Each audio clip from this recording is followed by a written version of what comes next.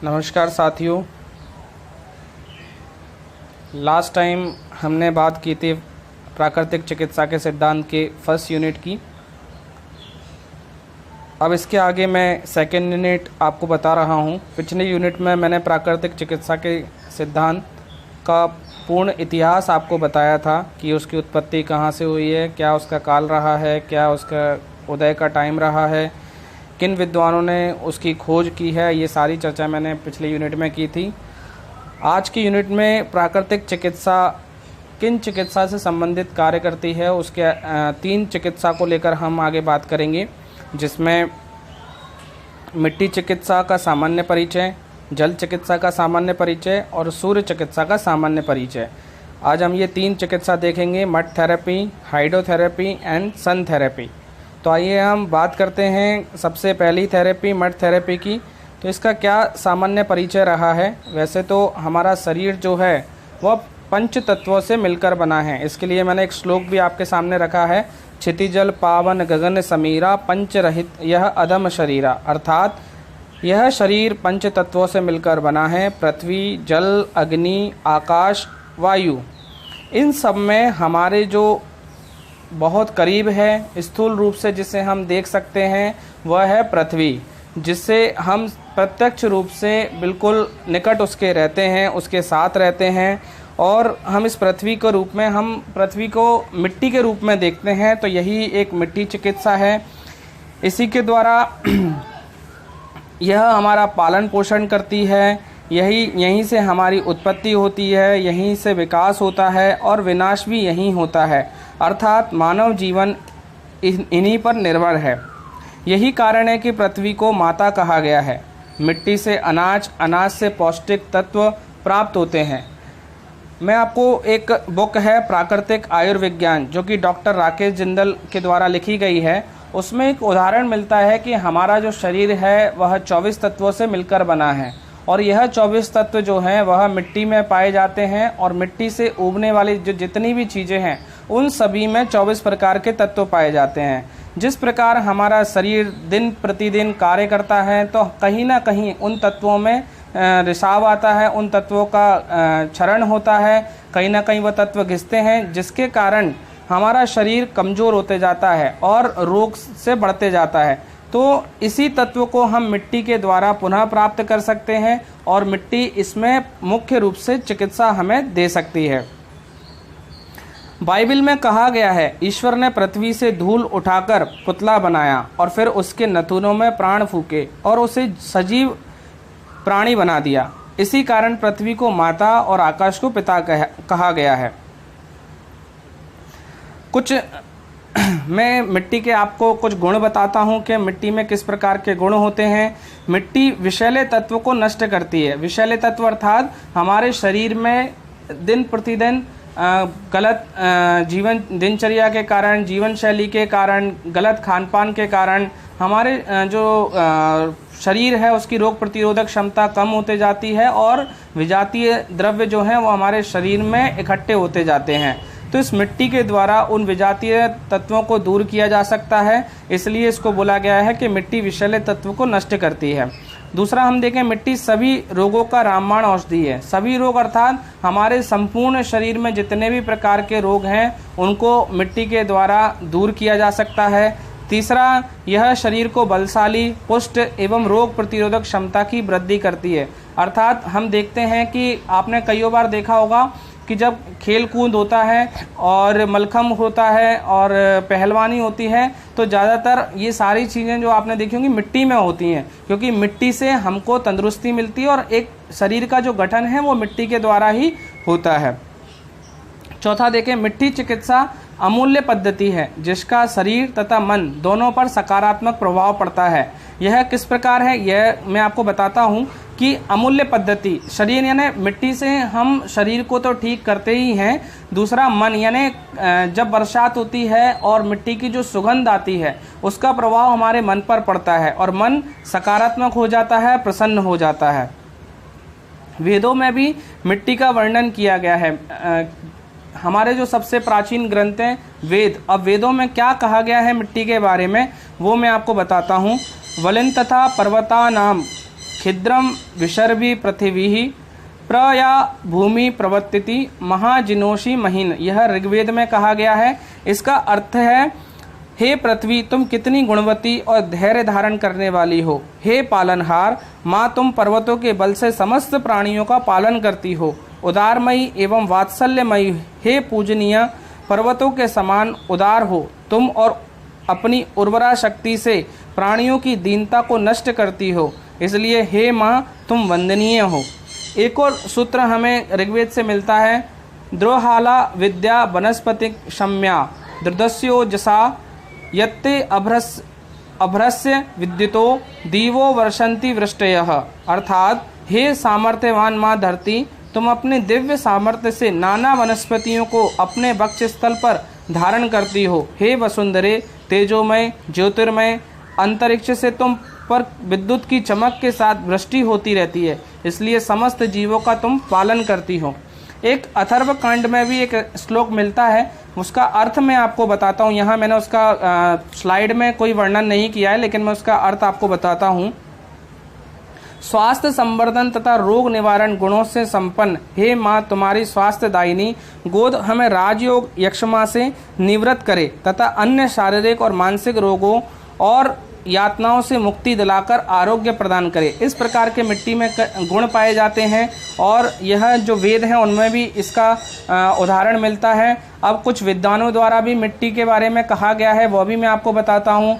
महात्मा गांधी, जिन्होंने सर्वप्रथम भारत में प्राकृतिक चिकित्सा को लेकर आए, उसकी यहाँ पर स्थापना की, उनके द्वारा मिट्टी के बारे में क्या कहा गया है, देखिए सुनिए। मिट्टी से हमारा शरीर बना है, इसी मिट्टी में जन्म हुआ है और एक दिन मरकर भी इसी मिट्टी में खाक बन जाना है। इसका अर्थ यह है कि हमारा जो शरीर है वो मिट्टी ही है। तो मिट्टी, जब हमारा शरीर मिट्टी है तो कहीं ना कहीं उस मिट्टी में जो गुण हैं, जो उसमें तत्व हैं, वो हमारे शरीर में भी हैं। इसी प्रकार वो मिट्टी हमारे शरीर को ठीक करती है और पुष्ट बनाती है।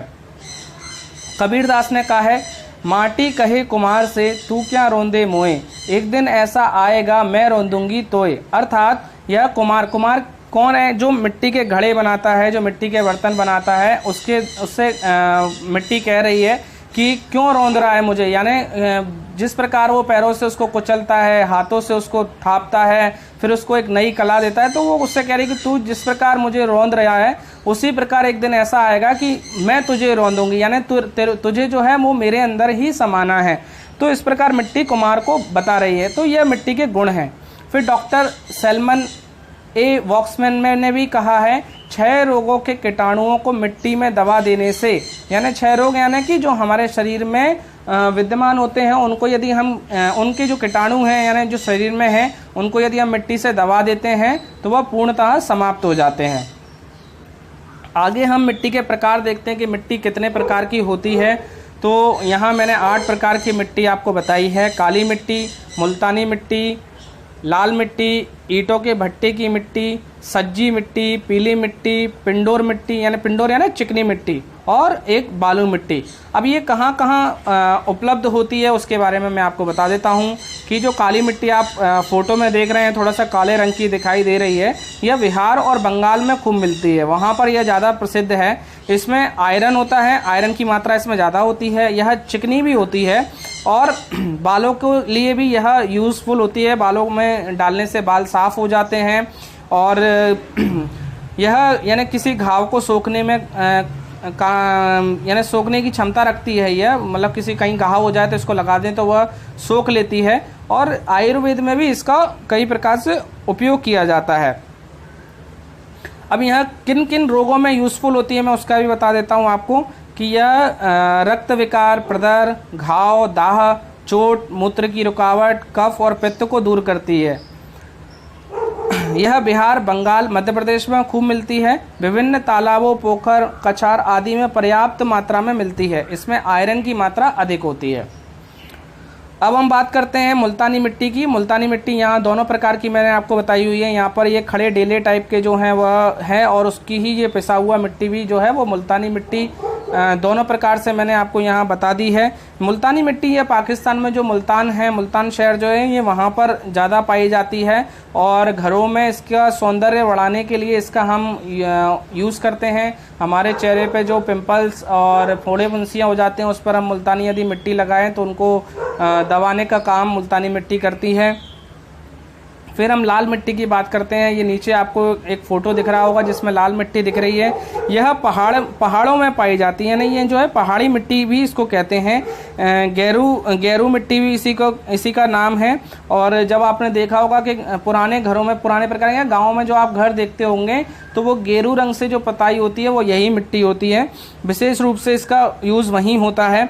लेकिन इस मिट्टी को यदि हम किसी दर्द पर, स्नायुविक रोग पर, चर्म रोग पर इसका यदि उपयोग करें, वहाँ लगाएं, तो ये सारे रोग इस मिट्टी से दूर होते हैं। फिर यहाँ पीली मिट्टी भी आपको दिख रही, लास्ट में एक फ़ोटो आपको दिख रहा है पीली मिट्टी।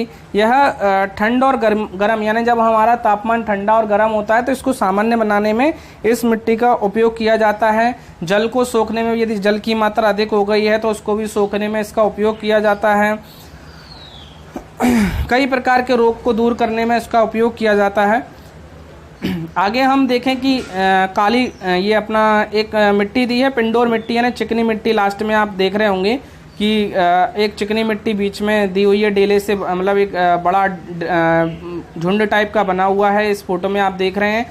तो ये जो मिट्टी है वह चिकनी मिट्टी होती है और शरीर की सफाई के लिए ये विशेषकर कार्य आती है। बालों की सफाई के लिए विशेषकर कार्य में आती है और इसमें घाव को सोखने की क्षमता होती है। और लास्ट में आपको बताऊं कि एक और मिट्टी आप ऊपर फोटो देख रहे होंगे, बालू मिट्टी। यह बालू मिट्टी जो है वो रेत जैसी मिट्टी होती है और ये सबसे ज़्यादा मतलब गुणशील होती है। और इसके बारे में मैं आपको बताऊं कि पहाड़ी चश्मों के पानी में बालू के कण विद्यमान होते हैं, जिस कारण वह स्वास्थ्यवर्धक सिद्ध होता है, जिसके कारण वहां रहने वाले लोगों में कब्ज की समस्या नहीं पाई जाती। कारण पाचन क्रिया, क्योंकि बालू सही प्रकार का कार्य करती है और आंतों की सफाई सही प्रकार की होती है।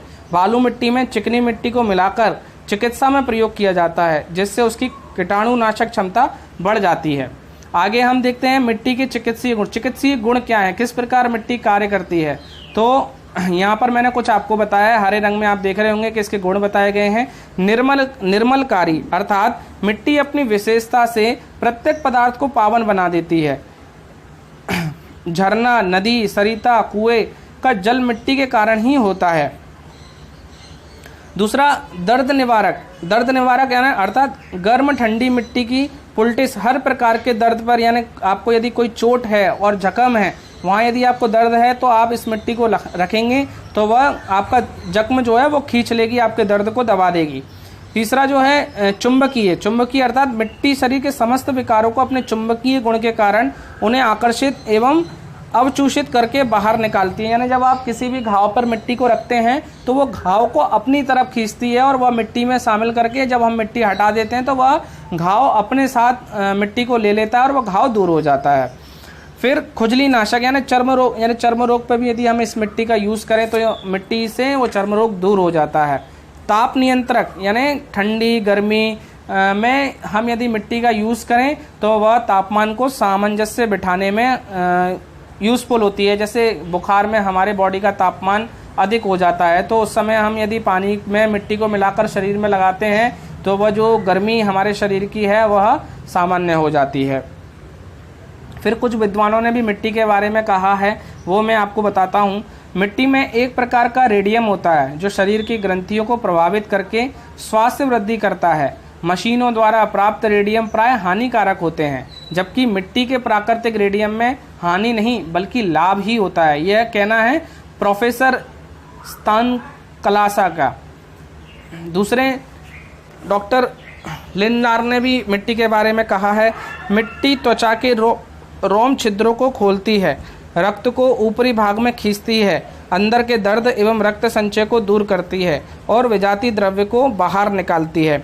डॉक्टर लिंडार ने ये कहा है। एक महात्मा गांधी जो कि हमारे यहाँ प्राकृतिक चिकित्सा के संस्थापक रहे हैं, उन्होंने मिट्टी के बारे में कहा है, मिट्टी से अधिकांश फोड़े फुंसी मिट जाते हैं, जिन पर मैंने यह प्रयोग किया है, उनमें से एक भी केस निसफल रहा हो मुझे याद नहीं। मिट्टी किस प्रकार तैयार की जाए कि जिस प्रकार हम शरीर पर उसका यूज़ कर सकें, तो मिट्टी तैयार करने की मैं आपको पहले विधि बता देता हूँ। जो मिट्टी आप प्रयोग में ला रहे हैं, लाई जाने वाली जो मिट्टी है वह साफ सुथरे स्थान या खेत की हो और ज़मीन से 1 या 1.5 फीट नीचे की होनी चाहिए। दूसरा, मिट्टी को धूप में सुखाना अत्यंत आवश्यक है। मिट्टी में सूर्य की किरणें लगने से जो भी कीड़े मकोड़े जीवाणु होते हैं वे नष्ट हो जाते हैं। तीसरा, इसके पश्चात मिट्टी को छन्ने से छानकर कंकड़ पत्थर निकाल लेना चाहिए। चौथा, मिट्टी चिकनी हो तो उसमें बालू मिला लें, इससे मिट्टी में पानी शोषण यानी जब आप निकाल देंगे बालू तो पानी को सोख लेगी और उसकी क्षमता अधिक बढ़ जाएगी। इस प्रकार तैयार मिट्टी का प्रयोग करने से 8 घंटे पूर्व एक तसले या किसी भी बर्तन में भिगो दें, जिससे कि मिट्टी मुलायम हो जाए। मिट्टी को हाथ से नहीं छुएं, बल्कि यानी उसको डायरेक्ट आपको हाथ नहीं लगाना, किसी न किसी लकड़ी के यंत्र ले लें और उससे आप मिला लें उस मिट्टी को, उसको तैयार कर लें। मौसम के अनुसार ग्रीष्म काल में ठंडे जल से और शीतकाल में गर्म जल से मिट्टी को तैयार किया जा सकता है। और मैं आपको एक बात बता दूं विशेष, जो आपको ध्यान रखना है कि जो मिट्टी आप एक बार यूज़ कर चुके हैं उसको दोबारा यूज़ नहीं करना है। उसको आप दोबारा जब भी यूज़ कर सकते हैं जब आप उसे 10 या 15 दिन तक धूप में उसे सुखा लें, उसके बाद आप उसको दोबारा यूज़ में ले सकते हैं। अब मिट्टी के जो प्रकार हैं, मिट्टी के किस प्रकार यूज़ में आती है, तो वो मैं आपको बता देता हूँ कि मिट्टी से आप क्या क्या रोग दूर कर सकते हैं या किस प्रकार ठीक किया जा सकता है। तो पेड़ू मिट्टी यानी पेड़ू यानी पेट के जो रोग हैं उनको पेड़ों की मिट्टी, मेरुदंड की मिट्टी, गले की मिट्टी पट्टी, घुटने की मिट्टी पट्टी, सीने की मिट्टी पट्टी, सिर की मिट्टी पट्टी, आँखों की मिट्टी पट्टी, कान की मिट्टी पट्टी और पंख स्नान, इस प्रकार यह मड थेरेपी को हम देखेंगे। अब पेड़ों की मिट्टी पट्टी क्या है, पहले तो आप इसमें जो उपकरण है, मतलब क्या क्या चीज़ों का ध्यान रखना है, तो वो मैं आपको बता देता हूँ। सूती कपड़ा लेना है आपको, पानी लेना है, मिट्टी का जो आपने जो तैयार की है वो लेना है, ऊनी कपड़ा लेना है, टब लेना है, लकड़ी का फ्रेम लेना है जिसमें यह तैयार होगा। और आपको मैं बताऊं कि इसके लिए आपको एक घड़ी की भी आवश्यकता है, क्योंकि कितना समय ये चिकित्सा आपको देनी है वो आपको ध्यान देना होगा। मैंने घड़ी का यहाँ नहीं उल्लेख किया है, पर इस बात का आप ध्यान रखिए। आगे हम देखते हैं कि किस प्रकार इसको यूज़ में लेना है। यहाँ फोटो में आप देख रहे हैं कि टब में जो लकड़ी का जो फ्रेम है उसमें मिट्टी को रखा गया है और उसके बाद चारों तरफ से उस मिट्टी को एक चौकोर तरह का बनाया गया है, एक लेप टाइप का बनाया गया है और उसको पेट पर रखा गया है। और इसको रखते समय 15 या 20 मिनट रखना है और 15 से 20 मिनट के बाद इसको उठा देना है। और रखने से पहले ध्यान रहे कि आप उनको पानी पिला दें, जिससे उनको बार बार बीच में ऐसा प्यास ना लगे और उनको उठना ना पड़े और शरीर का जो तापमान है वो सामान्य बना रहे। यदि ठंड है, ठंड के मौसम में यदि आप ये चिकित्सा दे रहे हैं तो आप शरीर के ऊपर एक कंबल भी ओढ़ सकते हैं। अब इसके क्या लाभ हैं वो आप देख लीजिए। पेट संबंधी सभी समस्याओं जैसे अजीर्ण, कब्ज, गैस, अपच, सिरदर्द, पेचिश, फोड़े फुंसी, खुजली, दांत, बवासीर, बुखार, कमर दर्द, मधुमेह, मासिक धर्म की गड़बड़ी, गठिया, मोटापा, लीवर संबंधी रोगों में भी लाभकारी है। और इसमें सावधानी क्या बरतनी है कि पेड़ों की पट्टी जो है ना, पेट पे आपने जो पट्टी रखवा रहे हैं वह खाली पेट इस चिकित्सा को लेना है। भोजन के 3-4 घंटे का अंतराल होना आवश्यक है। पट्टी लगाने के उपरांत उसे कपड़े से ढक लें। सर्दियों में ऊपर से ऊनी कंबल भी ओढ़ सकते हैं। महिलाएं मासिक धर्म में 4-5 दिन तक इस पट्टी का प्रयोग ना करें। गर्भवती महिलाएं इसका प्रयोग ना करें। मेरुदंड की मिट्टी पट्टी जिस प्रकार हमने पेट पर रखी थी उसी प्रकार हम इसको मेरुदंड यानी कि स्पाइनल कॉर्ड पे रखेंगे और इसको भी 15 से 20 मिनट रखना है। और उसमें भी यही जो हमने पिछले में देखा उसी प्रकार इसमें भी हमको यही क्रिया दोहरानी है। और इसमें जो इसके लाभ हैं, रीढ़ की हड्डी संबंधी बीमारी दूर होती हैं, कमर दर्द, मानसिक बीमारी, तनाव, सिरदर्द, अनिद्रा आदि रोगों में लाभदायक होती है। सावधानी, यह पट्टी कफ संबंधी रोगों में नहीं देनी है। इसके अतिरिक्त पूर्व में बताई गई सावधानियों को ही अपनाएं। अब गले की मिट्टी पट्टी, जिस प्रकार हमने पेट पर रखा है, मेरुदंड पर रखा है, उसी प्रकार हम इसको गले पर भी रखेंगे। गले की भी मिट्टी पट्टी हम तैयार करते हैं और उसको फिर गले पर रखते हैं। इससे जो गले के संबंधी समस्त बीमारी हैं वह दूर हो जाती हैं, जैसे कफ, टॉन्सिल, जुकाम, गले की खराश, थायराइड, गले की सूजन, गले में छाले आदि में लाभदायक। अब सावधानियां क्या हैं कि गले के ऊपर अगर दाने पड़े हैं और पक गए हैं तो उस समय मिट्टी गले में नहीं लगाना चाहिए। दाने सूख जाने पर इसका उपयोग कर सकते हैं। और इस प्रकार की जो आगे मैंने आपको बताया था कि कितने प्रकार की पट्टी होती है, जैसे घुटने की मिट्टी पट्टी, छाती की मिट्टी पट्टी, आँखों की मिट्टी पट्टी, कान की मिट्टी पट्टी आदि इस प्रकार हम दे सकते हैं। और यहाँ पूर्ण तरीके से मैंने उसका उल्लेख नहीं किया है क्योंकि समय का अभाव है। इसको आप कई बुक हैं प्राकृतिक चिकित्सा की, वहाँ इनसे आप इनको पढ़ सकते हैं। अब आगे मैं आपको बता रहा हूँ पंक स्नान। पंक स्नान क्या है? पंक स्नान है मिट्टी का पूर्ण लेपन, यानी शरीर पर हम इसको पूर्ण तरीके से लपेटते हैं। इसके दो प्रकार से इसको हम लपेटते हैं। जब यदि व्यक्ति का हाई बीपी है तो मिट्टी को ऊपर से नीचे की तरफ लपेटते हैं, और यदि लो बीपी है तो नीचे से ऊपर की तरफ इसको हम लपेटते हैं। और इसको लपेटने के बाद इसका 3 बार लेपन किया जाता है। पहली बार इसको करने के बाद थोड़ा सा सुखाया जाता है, फिर दूसरी बार और फिर तीसरी बार, और लगभग इसको 3 बार लपेट कर रखा जाता है। और इसको लपेटने के बाद इसको सुखाते हैं, और सुखाने के बाद नॉर्मल पानी से हम नहा लेते हैं, जिससे हमारे शरीर में इसके जो लाभ हैं वो मैं आपको बता देता हूँ। सभी प्रकार के चर्म रोगों में विशेष लाभकारी है। जले के निशान पर लगातार लगाने से लाभ होता है। मोटापे में लाभकारी है। दांत खुजली में लाभकारी है। जोड़ों के दर्द में लाभकारी है। पुराने कब्ज में लाभकारी है। शरीर की गर्मी को कम करने में सहायक है। इस प्रकार हमने मड थेरेपी देखी। अब हम आगे जल चिकित्सा यानी हाइड्रोथेरेपी की बात करते हैं, क्योंकि हम यहाँ 3 थेरेपी समझने वाले थे, मड थेरेपी, सन थेरेपी और हाइड्रोथेरेपी। अब हम सन थेरेपी इसके बाद देखेंगे, पहले हम हाइड्रोथेरेपी समझ लेते हैं। हाइड्रोथेरेपी क्या है? तो जल चिकित्सा का सामान्य परिचय, यानी पहले हम इसका परिचय देख लेते हैं कि जल क्या है। तो हमारे जीवन में जल का विशेष महत्व है। जल को रोग निवारण और स्वास्थ्य संवर्धन के लिए बड़ा उपयुक्त माना गया है। इसलिए वेदों में जल को अमृत कहा गया है। जल के कारण ही हमें विभिन्न प्रकार के स्वादों का, जैसे मधु, लवण, कटु, तिक्त, कषाय का अनुभव होता है। और जल जो है सुस्ती, थकावट, नींद, उल्टी और कब्ज दूर करता है। स्नान से यह शरीर को निर्मल और तरोताज़ा बनाता है। हृदय को प्रफुल्लित करता है। शरीर के भीतर बाहर के दोषों को दूर करता है। अब जल के कुछ गुण भी देख लेते हैं। जल के क्या गुण हैं? पहला गुण इसका हम देखते हैं कि जल को रोग निवारण और स्वास्थ्य संवर्धन के लिए बड़ा उपयुक्त माना जाता है। अब आप देख ही रहे हैं कि कई प्रकार के मतलब जो रोग जिस प्रकार हमारे शरीर में इकट्ठा होते हैं, जैसे कब्ज है, एसिडिटी है, और उल्टियाँ हैं, दस्त हैं, ये सारी जो चीज़ें हैं, बुखार है, ये सारी जल की मात्रा जब हमारे शरीर में कम होती है तब इस प्रकार के रोग उत्पन्न होते हैं, और जल के द्वारा ही इसको हम ठीक कर सकते हैं। दूसरा, वेदों में जल को अमृत कहा गया है। सही बात है। जल बिना पूरा जो हमारा शरीर है वो 90% जो है वह जल होता है। तो यदि जल है तो ये हमारा शरीर है, इसलिए जल को वेदों में जल को अमृत कहा गया है। तीसरा, जल के कारण ही हमें विभिन्न प्रकार के स्वादों, वो मैंने आपको एक बार बता ही दिया कि जो स्वाद हैं वो जल के कारण ही, क्योंकि लार जब हमारी बनती है वो पानी द्वारा ही बनती है।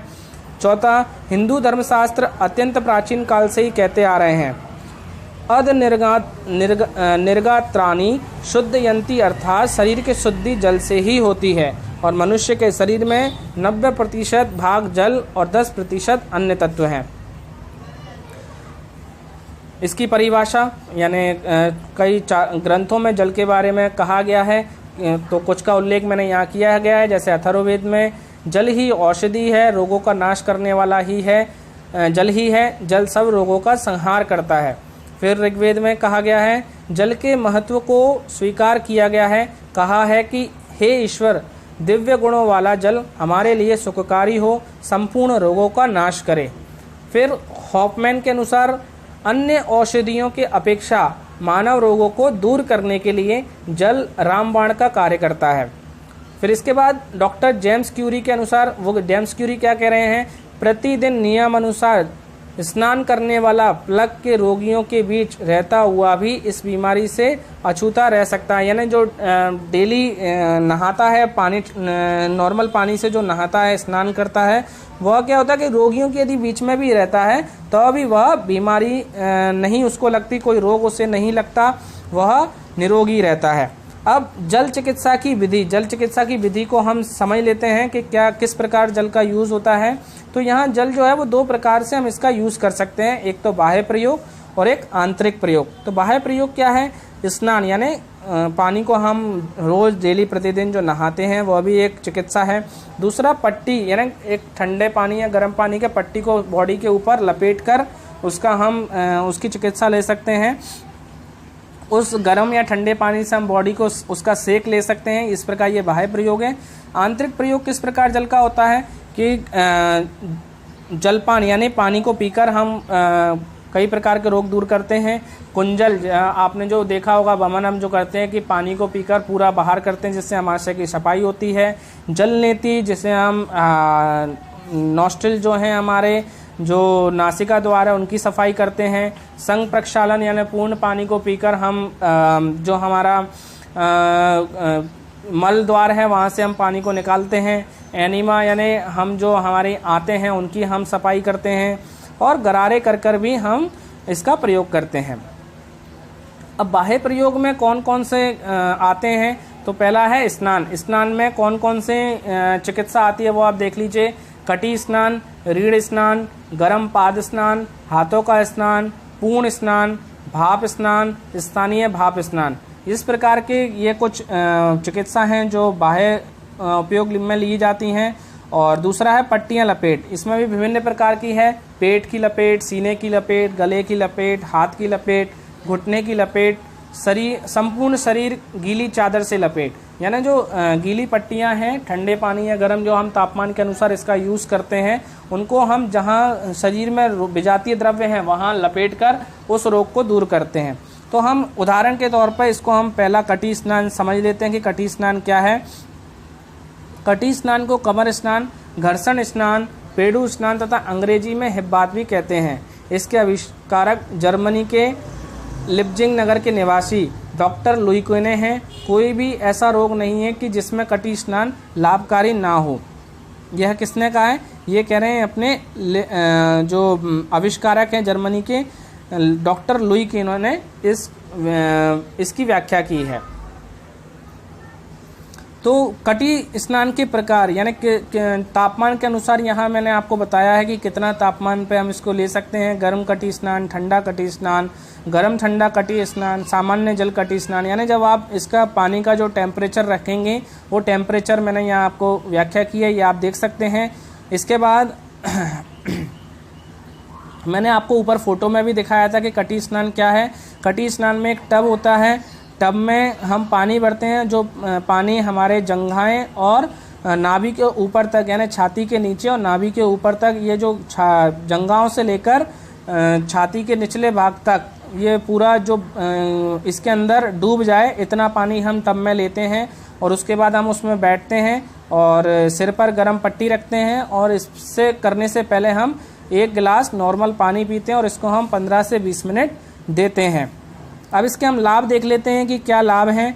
तो यह स्नान पुरानी कब्ज और मल निष्कासन में सहायक है, पाचन शक्ति को बढ़ाता है, कमर, सिरदर्द, गैस, बवासीर, मधुमेह, पीलिया आदि में शीघ्र लाभ करता है, रक्तचाप, हृदय रोग, अनिद्रा, ल्यूकेरिया, मासिक धर्म की गड़बड़ी को दूर करता है, पेशाब की रुकावट, गर्भाशय संबंधी आंतों, यकृत की सूजन व दर्द और शारीरिक क्रियाशीलता में लाभकारी है। इसकी सावधानियां भी मैंने इसी के बगल में दे रखी हैं। कटी स्नान खाली पेट करना चाहिए। स्नान से पूर्व पानी पीना आवश्यक है। बैठने के उपरांत सिर पर गीली तौलिया रखना चाहिए। महिलाएं मासिक धर्म के दौरान इस क्रिया को ना करें। रोगी की कब्ज यदि अधिक पुरानी हो तो पेट मसाज करवाने की सलाह दें। अब इसके बाद मैंने व्याख्या तो नहीं की है, पर फोटो के माध्यम से मैं आपको बता रहा हूँ। जैसे पीठ या रीढ़ का स्नान यानी स्पाइनल बाथ किस प्रकार दिया जाता है, इसमें भी एक टब होता है जिसमें पूरा स्पाइनल जो है उसको हम डुबोते हैं, और पैरों के नीचे हम एक पटा रखते हैं जिससे डायरेक्ट ज़मीन के संपर्क में हमारा शरीर ना रहे। फिर एक ये हॉट बाथ यानी हम पैरों के लिए यदि जो चिकित्सा है वो हॉट बाथ यानी गर्म पाद स्नान, ये भी हमने सामने फ़ोटो के माध्यम से दे रखा है। मैं इसका पूर्ण व्याख्या नहीं कर पा रहा हूँ क्योंकि मेरे पास समय का अभाव है। इसको आप आगे ये जो नाम है, नाम यदि से आप नेट पर सर्च करेंगे तो ये इसके बारे में आपको पूरा व्याख्या मिल जाएगी, पूरा चीज़ें इसके बारे में पढ़ने में मिल जाएगा। इसके बाद मैंने आगे हाथ स्नान यानी आम बात जो है वो भी सामने मैंने फ़ोटो के माध्यम से आपको बताया है। इस प्रकार स्टीम बात यानी इसमें स्टीम बॉडी को दी जा, पूरी बॉडी को ढक दिया जाता है एक बॉक्स में बिठाकर, और ऊपर पट्टी रखी जाती है और उसके बाद उस पर नॉर्मल पानी सिर पर डाला जाता है जिससे पूरा बॉडी को जो है वो एकदम से जले ना और सिर जो है वह तापमान में बना रहे और चक्कर ना है। इस प्रकार हम इसको और पानी पिलाकर ही इसमें बिठाया जाता है। उसके बाद हम सूर्य चिकित्सा की बात करते हैं, जो कि हम तीसरी चिकित्सा की बात कर रहे थे। हमने यहाँ मड थेरेपी की बात कर ली, हाइड्रोथेरेपी की बात कर ली, अब हम सूर्य चिकित्सा की बात करते हैं। यानी हमने जो पंच तत्वों की बात कर रहे थे जिसमें से हमने पृथ्वी तत्व ले लिया और जल तत्व ले लिया, अब हम बात कर रहे हैं अग्नि तत्व की, सन थेरेपी अर्थात अग्नि चिकित्सा। अब अग्नि चिकित्सा किस प्रकार दी जाती है उसके बारे में हम देख लेते हैं। अग्नि चिकित्सा का क्या सामान्य परिचय है उसको हम सुन लेंगे एक बार। पंच तत्वों में अग्नि तत्व का तीसरा स्थान है। अग्नि तत्व शक्ति का स्रोत है जो पूरे विश्व ब्रह्मांड को अपनी ऊर्जा प्रदान करता है। वह प्रत्यक्ष देवता सूर्य सविता के रूप में विद्यमान है। सूर्य संसार की आत्मा है। संसार का भौतिक विकास सूर्य की सत्ता पर निर्भर है ना। कुछ गुण इसके अग्नि के कुछ गुण भी यहाँ मैं आपको बता रहा हूँ कि पंच तत्वों में अग्नि तत्व का तीसरा स्थान मैंने आपको बताया।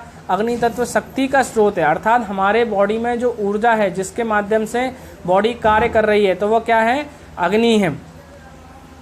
संसार का भौतिक विकास अर्थात आप जो संसार में जो भी कुछ आप देख रहे हैं, जो विद्यमान है, पेड़ पौधे है ना, हमारा शरीर, ये सारी चीजें जो है ऊर्जा से चल रही हैं और ये ऊर्जा जो है वह अग्नि से अर्थात सूर्य से प्राप्त हो रही है। धूप से जीवन शक्ति प्राप्त होती है। हमको पता है कि पेड़ पौधों को भी सूर्य से भोजन मिलता है और हमको भी सूर्य से एनर्जी मिलती है, इसलिए हम सूर्य को देवता मानते हैं। फिर सूर्य प्रकाश के सेवन से मस्तिष्क में चुंबकीय शक्ति वृद्धि होती है।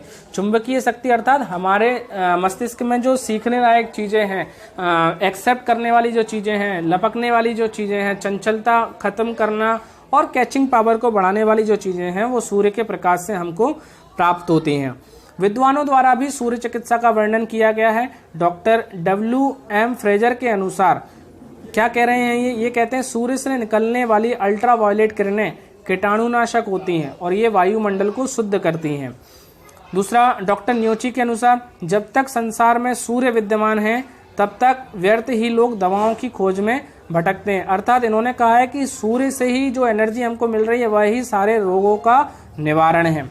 अब सूर्य किरण की क्या चिकित्सा है? यह जो सूर्य चिकित्सा है ये 7 रंगों में से बनी, जो सूर्य की किरणें जो पड़ती हैं हमारे ऊपर उसमें 7 रंग होते हैं और ये 7 रंग कौन कौन से हैं और एक प्रत्येक रंग की एक चिकित्सा है। तो वो रंग है बैगनी, आसमानी, नीला, पीला, हरा, नारंगी तथा लाल। जब आपने देखा होगा कि रेनबो जब आप कभी कभार आकाश में देखते हैं तो उसमें 7 प्रकार के कलर आपको दिखते हैं और वो 7 प्रकार का जो कलर है वही हमारे शरीर को एक ऊर्जा देते हैं और एनर्जी देते हैं और इसी प्रकार इन रंगों से चिकित्सा भी हम करते हैं। किस प्रकार कर सकते हैं? जैसे आप फोटो में देख रहे हैं कि अलग अलग रंग की बॉटल हैं और उसमें अलग अलग रंग में पानी भरा हुआ है। तो जो विधि है वो इसमें जल में समाहित करके, तेल में समाहित करके, मिश्री, चीनी आदि में समाहित करके, रंगीन कांच के द्वारा, मतलब जो रंग हैं उसमें जो सूर्य की किरणें हैं वो हम यदि सामने प्रत्यक्ष रूप से लेते हैं तो हमें अलग अलग कलर में नहीं, वो सामूहिक रूप में हमारे ऊपर पड़ती है। तो वो क्या होता है, संपूर्ण रूप से हमको विकसित करती है। लेकिन यदि हमारे बॉडी में कोई एक पर्टिकुलर रोग है तो वो किस कलर के द्वारा ठीक होगा, तो उसको हम उसी कलर की किरणें देते हैं। तो वह किस प्रकार देते हैं, जैसे आप फोटो में देख रहे हैं कि सामने एक व्यक्ति लेटा हुआ है और सूर्य से आप उसको स्नान, ये एक सूर्य स्नान है, साधारण धूप यानी लेटा हुआ है और किरणें उसके ऊपर पड़ रही हैं। फिर ये काम क्या करती हैं, पसीना लाने के लिए काम करती है ना। हमारे जो बॉडी है उसमें क्या बोलते हैं, छिद्र होते हैं, जो जिनके माध्यम से रूप छिद्र होते हैं, जिनके माध्यम से पसीना बाहर आता है, विजातीय द्रव्य बाहर आते हैं। तीसरा रिकली धूप स्नान और कूने का धूप स्नान, ये दोनों वैज्ञानिक रहे हैं, इनके द्वारा भी बताया गया है कि किस प्रकार हम धूप स्नान ले सकते हैं, उसके प्रकार बताए गए हैं, उसकी विधि बताई गई है। अब अलग अलग रंगों के बारे में मैं आपको बता देता हूं कि जैसे आपको लाल रंग लेना है ना, लाल रंग की चिकित्सा लेनी है तो लाल रंग की या तो बॉटल लेंगे या कोई साधारण बॉटल पर लाल रंग का कागज लपेट कर उसमें या तो तेल भर के रखेंगे या पानी भरकर कुछ देर के लिए सूर्य की किरणों में उसको रखेंगे, और जब वो पूर्ण प्रकार से सूर्य से प्रभावित हो जाए तो उसके बाद उस पानी का उपयोग हम कर सकते हैं। और उसके क्या लाभ हैं, जैसे लाल रंग के जो लाभ है मैं बता रहा हूँ। सूर्य किरणों की 8% किरणें लाल किरणें होती हैं। इसमें नाइट्रोजन, ऑक्सीजन, जस्ता, बेरियम आदि पाया जाता है। यह सबसे अधिक गर्म है, जो कि शरीर के शिथिल व गतिहीन अंगों को क्रियाशील बनाता है। इसी प्रकार नारंगी रंग का भी हम यूज़ कर सकते हैं। यह रंग भी गर्मी को बढ़ाता है। इसमें लोहा, तांबा, calcium, hydrogen, carbon, manganese, aluminium पाया जाता है। अब हरा रंग, इसी प्रकार के मैंने अलग अलग रंगों के बारे में यहाँ व्याख्या की हुई है, आप पढ़ सकते हैं इसको। जैसे नीला रंग के बारे में कि नीले रंग की प्रकृति ठंडी होती है, इसमें एल्युमिनियम, बेरियम, क्लोरोफॉर्म, तांबा, शीशा, ऑक्सीजन पाया जाता है। और अन्य रंग के बारे में भी मैंने यहाँ लिखा हुआ है, आप इसको पढ़ सकते हैं, इसको समझ सकते हैं। और इसके बारे में पूर्ण रूप से जानने के लिए आप नेट पर या कई प्रकार की पुस्तकें हैं, कई लेखकों ने लिखी हुई हैं। जैसे मैंने आपको एक नाम बताया था कि राजेश जिंदल की एक पुस्तक है प्राकृतिक आयुर्विज्ञान, तो वहाँ से आप उसको पढ़ सकते हैं। डॉक्टर ओमकार नाथ की पुस्तक है प्राकृतिक चिकित्सा का सामान्य ज्ञान, वहाँ से आप पढ़ सकते हैं। तो ये सारी चिकित्सा हमारे शरीर के लिए, ये प्रकृति द्वारा चिकित्सा है, यानी इसको हमको रोग को मिटाने के लिए दवाई लेने की आवश्यकता नहीं है, मेडिसिन लेने की आवश्यकता नहीं है, यह प्रकृति द्वारा ही ठीक की जा सकती है। धन्यवाद।